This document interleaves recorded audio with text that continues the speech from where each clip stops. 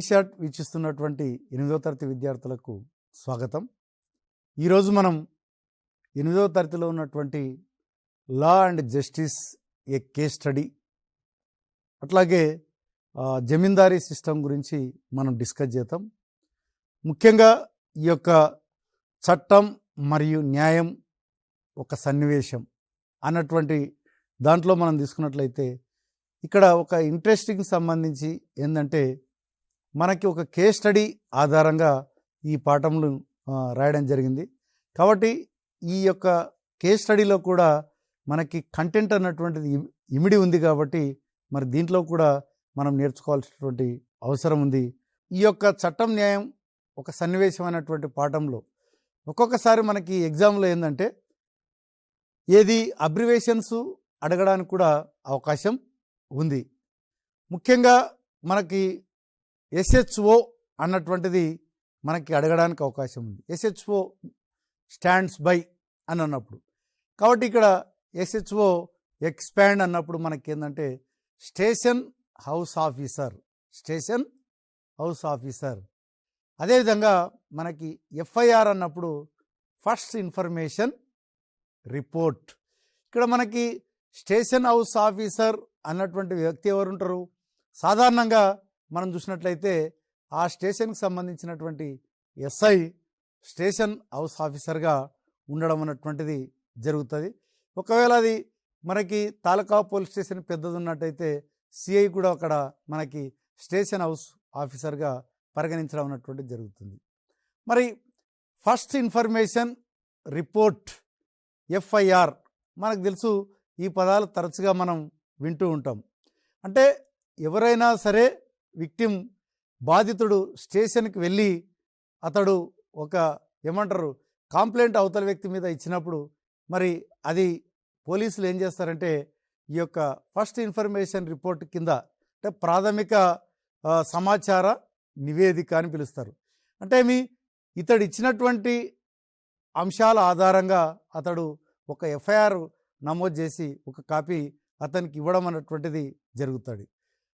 Accused the person who has done something wrong. ఇక్కడ ఏంటంటే అనుమానితుడు లేదంటే నిందితుడు. అక్యూజ్డ్ అంటే ఏంది? ఇతని మీద నిందారోపణలు మాత్రమే ఉన్నాయి, ఇంకా అది ప్రూవ్ కాలేదు. కాబట్టి అలాంటి వ్యక్తులను ఏమంటారంటే అక్యూజ్డ్ అని పిలుస్తారు. మరి చాలా మటుకు కేసుల్లో తప్పు చేసినటువంటి వ్యక్తిని నిందితుడిగా పిలవడం అన్నటువంటిది జరుగుతుంది. నెక్స్ట్ మనం తీసుకున్నట్లయితే offence a breach of law or rule and illegal act. అతడు ఇప్పుడు దీంట్లో మనం చూసినట్టయితే ఏంటంటే అతడు ఇల్లీగల్గా అన్నట్టు అక్రమంగా ఏదైనా సరే ఈ యొక్క చట్ట వ్యతిరేకంగా వెళ్ళినప్పుడు అతన్ని ఏం చేస్తారంటే అఫెన్స్గా పిలవడం అన్నటువంటిది జరుగుతుంది. అదే సమాన్స్ అంటే an orders to appear before a judge or magistrate. ఇప్పుడు మనకి ఏమవుతుందంటే తప్పు చేసినప్పుడు కోర్టు ఏం చేస్తుందంటే అతనికి సమాన్లు జారీ చేయడం అన్నటువంటిది జరుగుతుంది. సమాన్లు జారీ చేసినప్పుడు ఖచ్చితంగా అతన్ని అరెస్ట్ చేయడం అన్నటువంటిది జరుగుతుంది. కాబట్టి ఈ యొక్క ఎవరైతే తప్పు చేసినాడో అతన్ని అరెస్టు చేసి దాన్ని తర్వాత ఏం చేస్తారంటే fair trial, A trial by A neutral and fair court. Fair trial అంటే మనకి ఏమంటారు అంటే చాలా పారదర్శకంగా నేరాన్ని విచారించడం అన్నటువంటిది ఫెయిర్ ట్రయల్గా మనము చెప్పవచ్చు అన్నట్టు. అదేవిధంగా అప్పీల్ అన్నటువంటిది ఏంటంటే మనము ఏదైనా ఒక కోర్టులో మనము అప్పీల్ చేసుకున్నప్పుడు అంటే కేసు విచారణ జరిగినప్పుడు ఒకవేళ మనకి తీర్పు అనుకూలంగా రాకపోతే మనము పై కోర్టుకి మనం వెళ్ళడానికి ఉద్దేశించినదే అప్పీల్ అని పిలుస్తారు. కాబట్టి కింది కోర్టులో న్యాయం జరిగినప్పుడు మనం పై కోర్టుకు వెళ్తే మనం చేసేటువంటిది ఏంటంటే అప్పీల్ చేస్తాం. అంటే నా కేసు మళ్ళీ తిరిగి విచారించండి, ఇక్కడ నా కింది కోర్టులో న్యాయం జరగలేదు అని చెప్పి మనం అప్పీల్ చేసుకునవచ్చు.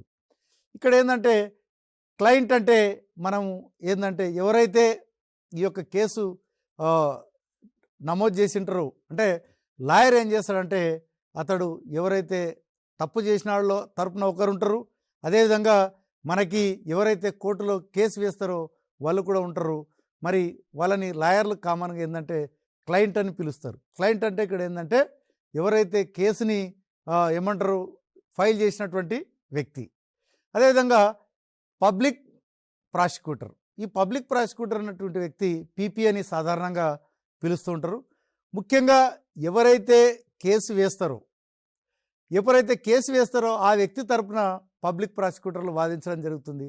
అపోనెంట్ ఇక్కడ ఏంటంటే మరి ఒక లాయర్ని పెట్టుకొని అతడు ఏమంటారు కేసు విచారణ చేయించుకోవాల్సినటువంటి అవసరం ఉంది.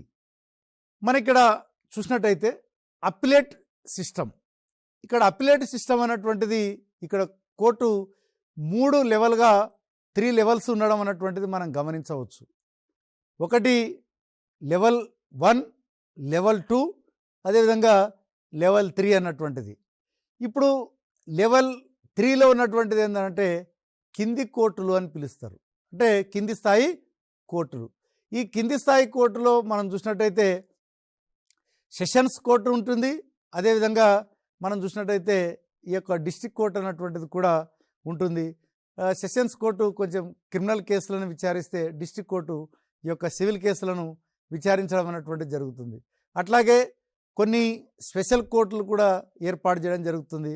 అదేవిధంగా ఈ మధ్య కాలంలో ఇప్పుడు మనం చూస్తున్నాం ఈ పోక్సో లాంటి కేసులు, అదేవిధంగా త్వరగా న్యాయ విచారణ జరగడానికి ఫాస్ట్ ట్రాక్ కోర్టులు అన్నటువంటిది కూడా ఏర్పాటు చేయడం అన్నటువంటిది జరుగుతుంది. కాబట్టి ఇవన్నీ కూడా లోయర్ లెవెల్లో జరిగి ఉన్నటువంటి కోర్టులు. ఇక మనకి లెవెల్ 2కి వచ్చేటప్పటికి ఏంటంటే ఇది హైకోర్టుగా చెప్పవచ్చు. ఇప్పుడు మన తెలంగాణలో హైకోర్టు మనకి ఈ యొక్క హైదరాబాద్ నగరంలో ఉంది. మరి హైకోర్టులో కూడా న్యాయం జరగకపోతే మరి లెవెల్ 1 అయినటువంటి సుప్రీంకోర్టుకి వెళ్ళడం అన్నటువంటిది జరుగుతుంది. కాబట్టి ఇక్కడ సుప్రీంకోర్టు అన్నటువంటిది అత్యున్నతమైనటువంటి న్యాయస్థానము. మరి సుప్రీంకోర్టు ఈ యొక్క తీర్పులో మనకి ఫైనల్గా ఇవ్వడం అన్నటువంటిది జరుగుతుంది. ఒకవేళ కొన్ని ప్రత్యేక సందర్భాల్లో సుప్రీంకోర్టు ఇచ్చినటువంటి తీర్పుల మీద కూడా రాష్ట్రపతికి అప్పీల్ చేసుకునేటువంటి అధికారం ఆ యొక్క నిందితులకి ఉంటుంది. ఒకవేళ రాష్ట్రపతి అతడు కేసును తగ్గించవచ్చు, లేదా అతడు పూర్తిగా రద్దు చేసేటువంటి అధికారం కూడా ఉంది. కానీ అది చాలా అప్పుడప్పుడు మాత్రమే, ప్రత్యేక సందర్భాలలో మాత్రమే జరుగుతుంది. నెక్స్ట్ మనం చూసినట్లయితే ఇక్కడ కొన్ని ప్రాక్టీస్ పరంగా కూడా బిట్స్ చూసినట్లయితే ఎఫ్ఐఆర్ అన్నటువంటిది మనకేందంటే first information report, first interest report, first intellectual report, first information relevant. కాబట్టి ఇక్కడ మనం ఇందాకనే చెప్పుకున్నాం ఫస్ట్ ఇన్ఫర్మేషన్ రిపోర్ట్ అన్నటువంటిది correct answer. Which of the following is a national level court. మనకి నేషనల్ లెవెల్ అన్నప్పుడు మొత్తం భారతదేశానికి అంతటి కూడా వర్తించేటటువంటిది civil court, criminal court, high court, supreme court. మనకి ఇక్కడ సుప్రీంకోర్ట్ చూసినట్టయితే మనకి ఇది న్యూఢిల్లీలో ఉంది. కాబట్టి ఇది మొత్తం దేశానికి నేషనల్ లెవెల్లో ఉన్నటువంటి court. Is like an empire in a game and conducts the trial impartially and in an open court. Choose the correct person. ఒకవేళ మనం చూసినట్టయితే ఒక సామ్రాజ్యంలో మనం చూసినట్టయితే ఇక్కడ ఒక ట్రయల్ కోర్టులో చూసినట్టయితే ఓపెన్ కోర్టు పెట్టినట్లయితే ఎవరు ఈ క్రింది పర్సన్లో కరెక్ట్ పర్సన్, అంటే న్యాయం పారదర్శకంగా జరగడానికి ఎవరు కరెక్ట్ పర్సన్ అన్నప్పుడు చూస్ the correct person. Public prosecutor, lawyer, judge, law minister. కాబట్టి ఇక్కడ మనకి పేరులోనే ఆన్సర్ ఉంది. ఒక రకంగా చెప్పాలంటే జడ్జ్ మనకి ఇక్కడ కరెక్ట్ పర్సన్ అన్నట్టు. కాబట్టి అందుకనే కోర్టులో న్యాయవాదులు ఎటువంటి ఏమంటారు పక్షపాతం లేకుండా తీర్పులు ఇవ్వడం అన్నటువంటిది జరుగుతుంది. అందుకే మన దేశంలో ఇంకా న్యాయ వ్యవస్థ మీద పూర్తి నమ్మకం ఉంది. In which city supreme court is located? మనకు తెలుసు చెన్నై, హైదరాబాద్, న్యూఢిల్లీ, కోల్కతా. కాబట్టి ఇందాకనే చెప్పాను సుప్రీంకోర్టు ఎక్కడ ఉంది, మనకి న్యూఢిల్లీలో ఉంది. చెన్నై వచ్చేసి ఈ యొక్క హైకోర్టు ఆ రాష్ట్ర హైకోర్టు, హైదరాబాదు మన రాష్ట్ర హైకోర్టు, కోల్కతాలో మనకు తీసుకున్నట్లయితే వెస్ట్ బెంగాల్ హైకోర్టు ఉండడం అనేటువంటిది జరుగుతుంది. Present chief justice of Telangana high court మనం చూసినట్టయితే టి రాధాకృష్ణ, శ్రీ ఉజ్జల్ బుయాన్, అదేవిధంగా కె సుబ్బారావు, కేజే సేన్ గుప్తా. మరి దీంట్లో మనకు తెలుసు ఈ యొక్క ఉజ్జల్ బుయాన్ ఈ యొక్క ప్రస్తుత హైకోర్టు ప్రధాన న్యాయమూర్తి. Who is the present governor of Telangana అని చూసినట్టయితే K Rosaiah, ESL Narasimhan, NP Tiwari, అదేవిధంగా తమిళసై సౌందరరాజన్. కాబట్టి ఇప్పుడు ప్రజెంట్ మన గవర్నర్ ఎవరంటే Tamilisai Soundararajan. Choose the correct statement. First important report, state house officer, there are 5 levels of courts, none of these. దీంట్లో చూసినట్టయితే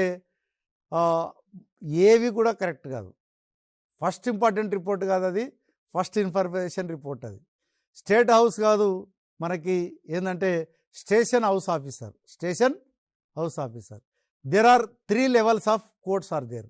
కాబట్టి మనకి ఒక్కొక్కసారి నన్ ఆఫ్ దీస్ కూడా కరెక్ట్ ఇవ్వడానికి అవకాశం ఉంది. అంటే మనకు సబ్జెక్ట్ మీద మరి ఏమైనా పట్టు ఉందా లేదా అన్నటువంటిది కూడా పరీక్షిస్తారు. కాబట్టి 3 కూడా తప్పించి కింద నన్ ఆఫ్ దీస్ అన్నటువంటిది ఇవ్వడం వల్ల మనకి ఏంటంటే సాధ్యమైనంత వరకు మన ఆలోచన విధానం ఎట్లా ఉంటుందంటే ఇచ్చిన దాంట్లోనే కరెక్ట్ ఉందేమో అని అనుమాన పడుతుంటాం. ఒక్కొక్కసారి 3 కూడా తప్పుగా ఇవ్వడానికి అవకాశం ఉంది. నెక్స్ట్ మనం చూసినట్టయితే ఈ యొక్క అబాలిషన్ ఆఫ్ జమీందారీ సిస్టమ్ అంటే ఏమి, జమీందారీ వ్యవస్థ రద్దు.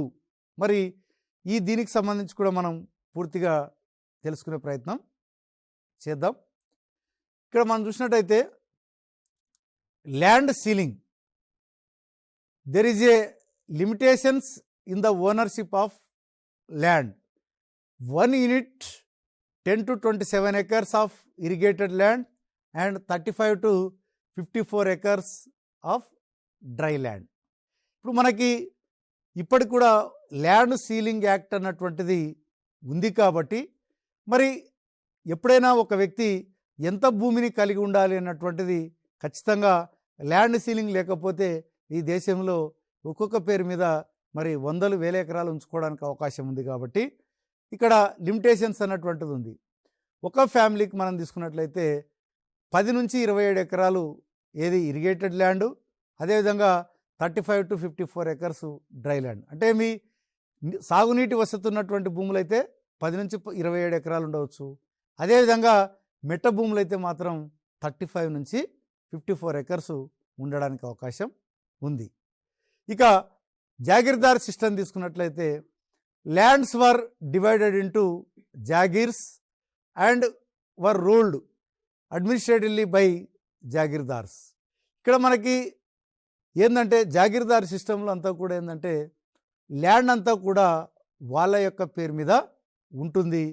అంటే వాళ్ళకి సొంతంగా ఉండడం అన్నటువంటిది ఒక వైపు ఉంటే, రెండవది భూముల మీద నియంత్రణ ఉండడం అన్నటువంటిది కూడా జాగీర్దార్లకే ఉంటుంది.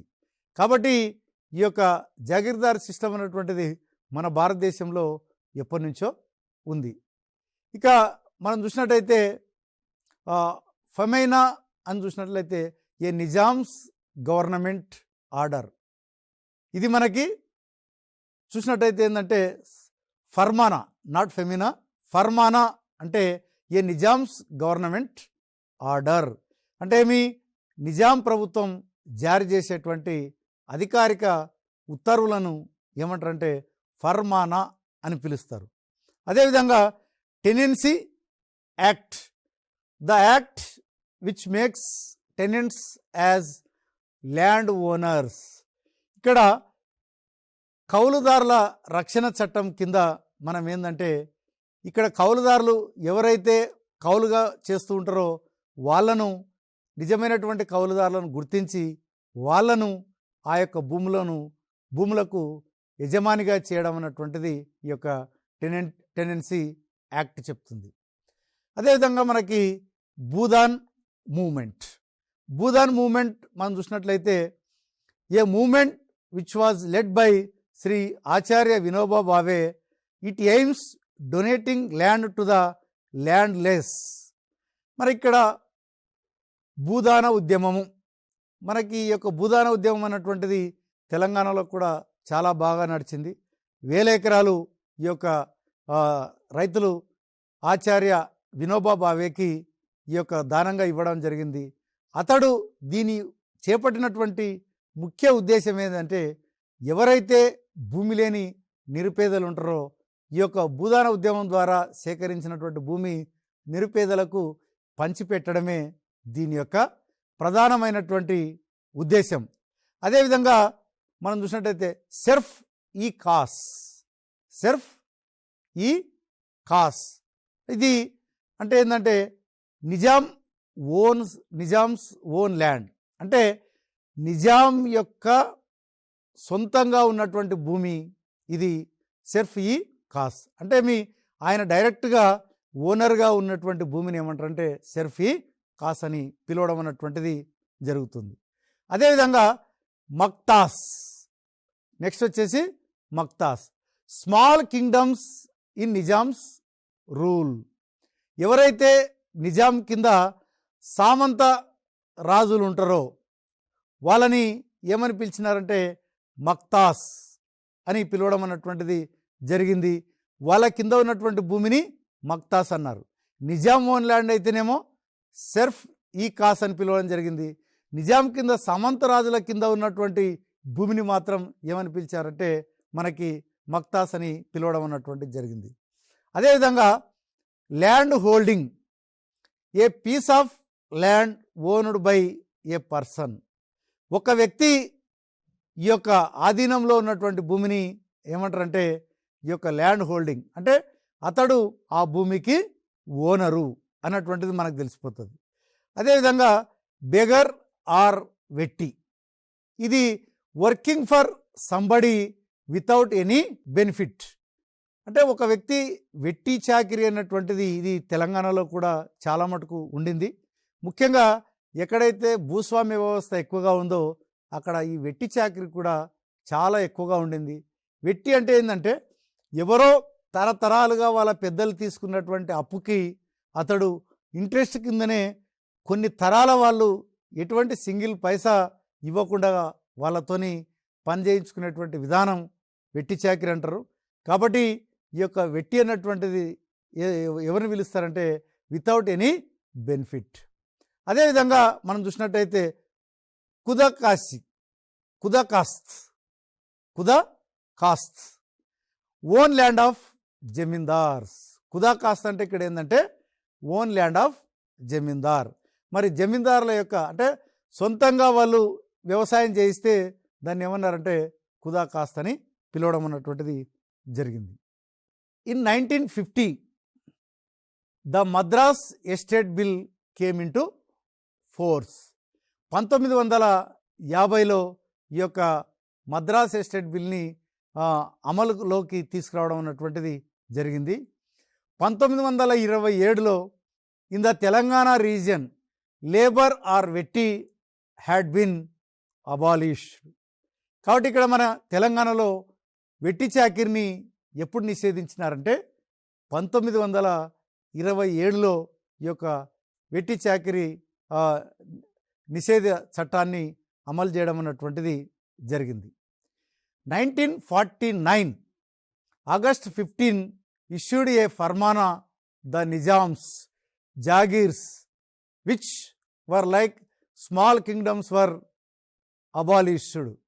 ఇక్కడ మనకేందంటే ఆగస్ట్ 15లో ఒక ఫర్మానా జారీ చేయడం జరిగింది. ఎవరు? నిజాం.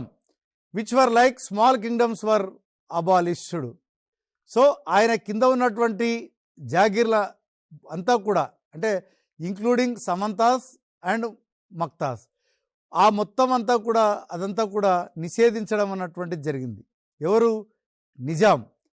ఏది అంటే అతడు జాగీర్స్, ఆయన కింద ఉన్నటువంటి జాగీర్ అంతా కూడా అంటే భూమిని అంతా కూడా ఎవరు కూడా సమంత రాజులకి ఇవ్వకుండా అతడు నిషేధించడం అన్నటువంటిది జరిగింది. ఒక ఫర్మానా జారీ చేయడం అన్నటువంటిది జరిగింది.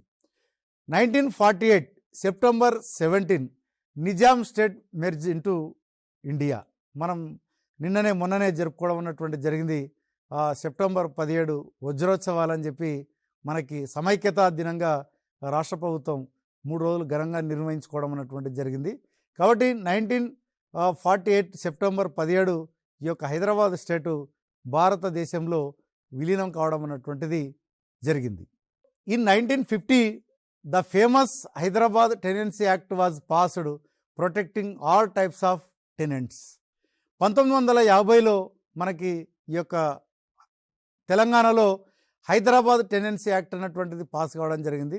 దీని యొక్క ప్రధానమైనటువంటి ఉద్దేశం ఏంటంటే ఈ యొక్క కౌలుదారులను సంరక్షించడం, కౌలుదారులకు రక్షణ కల్పించడం అన్నటువంటిది దీని యొక్క ప్రధాన ఉద్దేశం. 1951 Vinoba Bhave started the Bhoodan movement.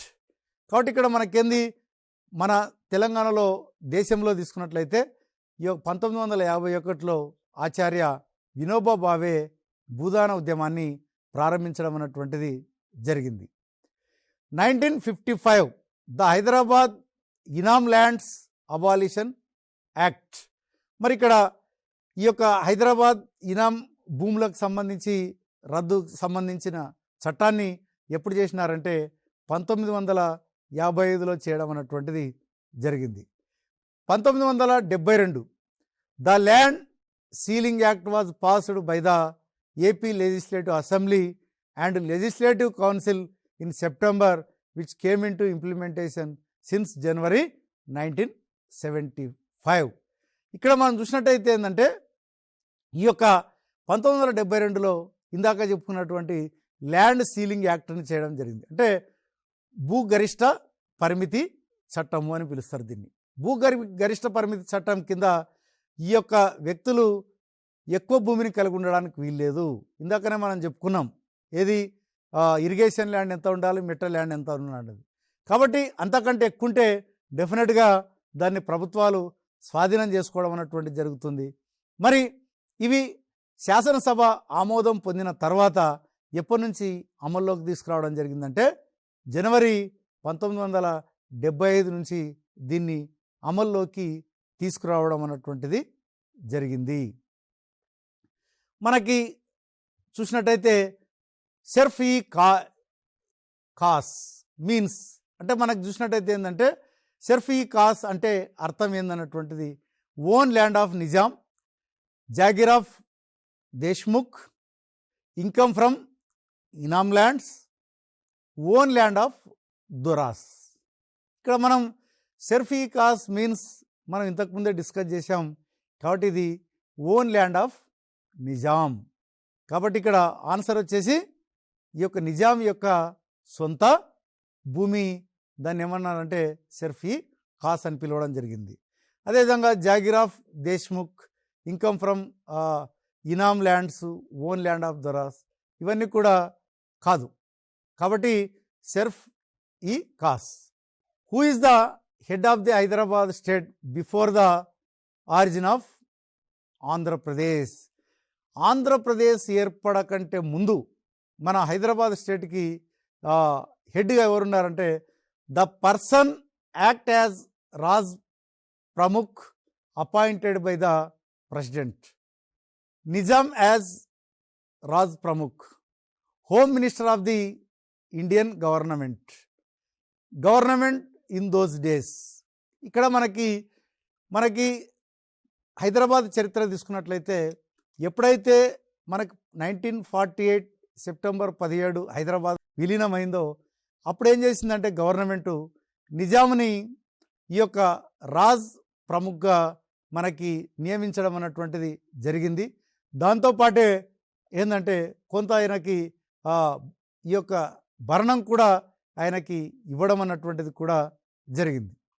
కుదా cost means land of farmers, land of kings, land of zamindars, land of the poor.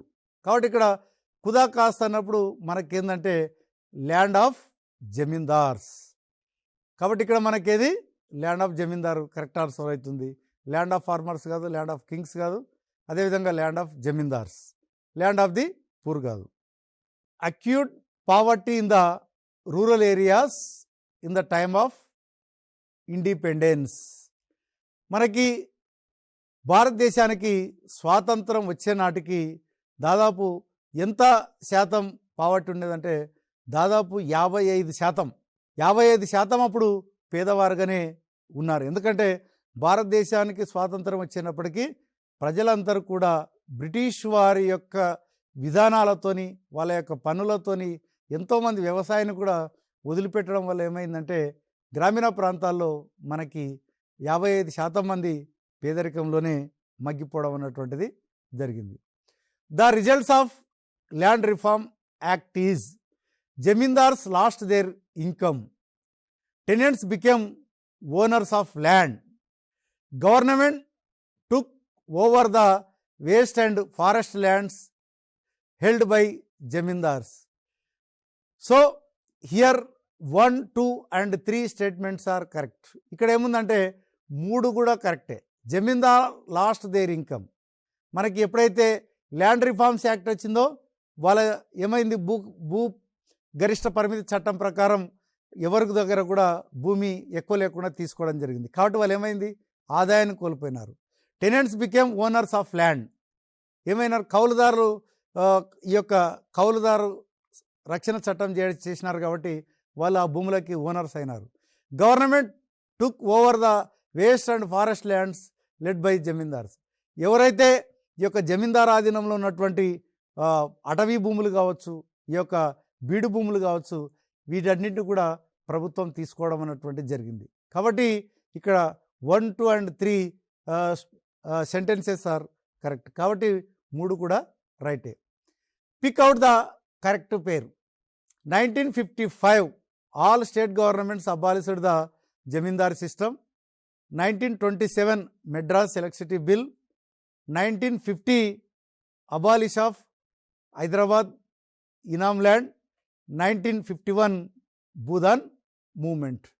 So pick out the correct pair అన్నప్పుడు మనకి 1951లో ఈ యొక్క భూదాన్ మూమెంటు స్టార్ట్ కావడం అన్నటువంటిది జరిగింది. కాబట్టి ఇక్కడ మనకి ఇది కరెక్ట్ ఆన్సర్ అవుతుంది. మెడ్రాస్ ఎస్టేట్ బిల్ వచ్చేసి 1950లో చేయడం అన్నటువంటిది జరిగింది. అదేవిధంగా all state governments abolished the zamindar system 1955. 1927 వచ్చేసి abolish of Hyderabad inam land. So ఇది మనకి కరెక్ట్ ఆన్సర్ దీంట్లో 1951 భూదాన్ మూమెంట్. సో ఇది మనకి ఈ యొక్క అబాలిషన్ ఆఫ్ జమీందారీ సిస్టమ్, అదేవిధంగా లా అండ్ జస్టిస్కి సంబంధించినటువంటి అంశాలు. కాబట్టి ఇక్కడ విద్యార్థులారా యాక్చువల్గా అయితే లా అండ్ జస్టిస్ అన్నటువంటి చాప్టర్లో మనకి కేస్ స్టడీ రూపంలో ఉంది. కాబట్టి దాంట్లో ప్రధానంగా మనకి ఏదంటే చట్టం కింద స్టేషన్లో ఎవరుంటారు, ముఖ్యంగా ఎస్హెచ్ఓ, అదేవిధంగా ఎఫ్ఐఆర్, అదేవిధంగా మనకి అక్యూజ్, కొన్ని పదాలు, అదేవిధంగా క్రిమినల్ కేసెస్ ఏంది, అదేవిధంగా మనకి సివిల్ కేసెస్ ఏంది అన్నటువంటిది కూడా మీరు తెలుసుకోవాలా. ముఖ్యంగా క్రిమినల్ కేసుకు సంబంధించి దొంగతనం కావచ్చు, అదేవిధంగా ఒకరిని కొట్టడం కావచ్చు, ఇవన్నిటిని కూడా మనం క్రిమినల్ కేసులుగా తీసుకోవడం అన్నటువంటిది జరుగుతుంది. సివిల్ కేసుకు సంబంధించి మామూలుగా చిన్న చిన్న కేసులను అది సివిల్ కేసులుగా విచారించడం అన్నటువంటిది జరుగుతుంది. కాబట్టి ఈ యొక్క డిఫరెన్స్ ఏందన్నటువంటిది కూడా తెలుసుకోవాలా. ముఖ్యంగా దాంట్లో 3 రకాలైనటువంటి కోర్టులు ఉంటాయన్నటువంటిది కూడా చూసుకోవాలా.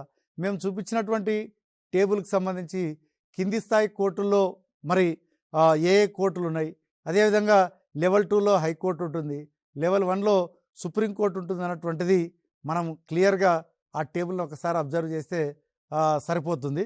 అదేవిధంగా మనకి కింది కోర్టులో న్యాయం జరగకపోతే పై కోర్టుకు వెళ్ళడాన్ని ఏమంటారంటే అప్పీల్ అని పిలుస్తారు. కాబట్టి ఇలాంటి పదాలు కూడా మనకి బిట్లలో రావడానికి అవకాశం ఉంది. కాబట్టి విద్యార్థులారా మళ్ళీ మనము ఇంకొక కంటెంట్తో మీ ముందుకు రావడం అన్నటువంటిది జరుగుతుంది. కాబట్టి అంతవరకు మీరు వీటిని మళ్ళీ చూసి మీ నోట్స్ ప్రిపేర్ చేసుకొని మరి మంచి మార్కులు సాధిస్తారని ఆశిస్తూ మరి నెక్స్ట్ కంటెంట్తో మరొకసారి కలుద్దాం. అంతవరకు సెలవు. నమస్కారం.